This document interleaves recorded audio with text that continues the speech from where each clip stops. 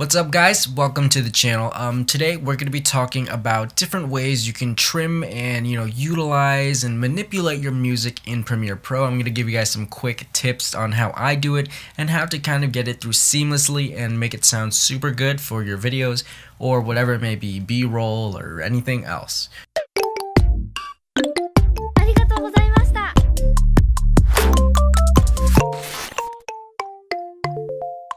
So welcome back to the channel guys. If you guys actually notice in my intro, if you try to look up that song, you're gonna find it, but you're not gonna find it the way that it was played out because I actually took that song and broke it apart and reordered it to make it sound better for me or meet my needs. You're gonna find this original song maybe, but I reordered it so it's gonna sound a little bit different. Anyways, if you guys are new here, my name is David Lee. I'm a content creator looking to help you improve your visual content through tutorials, advice, and entertain you guys with my own content. And today we're gonna be talking about trimming music, reordering music, and manipulating music in Premiere Pro to match the video that you desire. Now, before we get started, I want you guys to drop me a comment below and let me know, how do you guys manipulate your music, or do you kind of just throw it in and play it as it should be when you're doing your videos?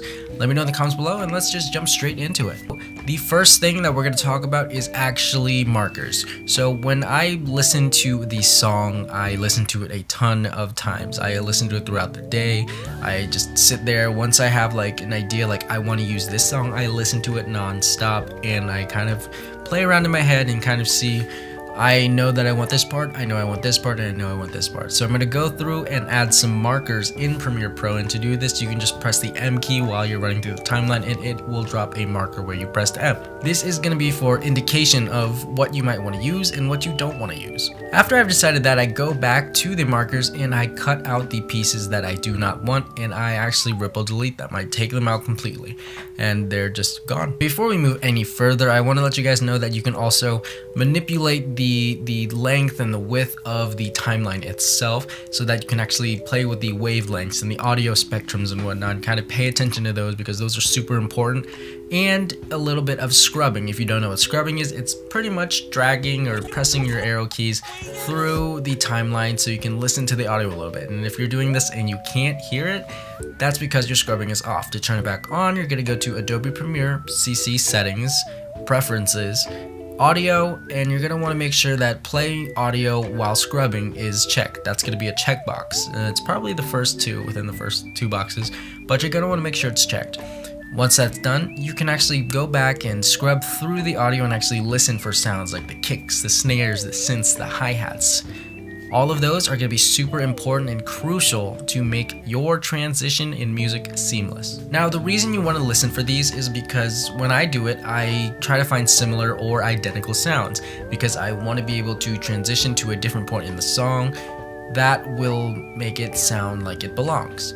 So usually I do these on the kicks or the hi-hats and it goes tss, or the boom, like the, just specific sounds that sound alike in the song. Or even sometimes the song goes silent and that would be a beautiful place to transition into another place that starts off silent. You want to be able to do it seamlessly and make it sound like it belongs. Now you can always do this, so just scrub through, find a sound, cut it there, go to another point in the song, find another one that sounds exactly the same, or a transition point where, let's say, the chorus was playing and you jump to 3 choruses ahead. Now, it's going to sound exactly the same because it is the chorus. You can cut if you meet the right point, and that's going to be through scrubbing because scrubbing kind of goes frame by frame, and it's going to make it a lot easier for you to find the point that you need to find. Once you've actually made this cut, you're going to want to blend them together, and the best way to actually do this is playing it through together and not looking at your timeline. If you can actually do that and not tell where it cuts,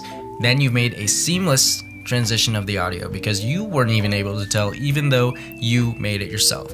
Now, there are some disadvantages because you actually sometimes might know exactly where you cut it. If you think that it played through pretty well and it sounded pretty good, then you could pass. It's up to you because you're the one that picked the song, so you know the song best, and other people may not even notice the transition because they didn't pick the song. So unless they already know the song, you should be good. So give it a listen, don't look at it. If you think it's good enough, it should be good enough. If you listen to it and you couldn't even tell that it transitioned, it's fantastic. That is the best way to trim your audio and kind of mix things in Premiere Pro. So let's run through the steps one more time. First, you're gonna add your markers so you can indicate what you wanna cut out, what you don't wanna cut out. You're gonna actually cut those out. You're gonna go and find the sounds, the identical sounds or the similar sounds or the chorus or the similar parts that blend in together. You're gonna find those points, make cuts on them, and make sure that you can blend them together pretty well. And then you're gonna give it a listen without looking at your timeline so that you know that it's seamless. And there you have it.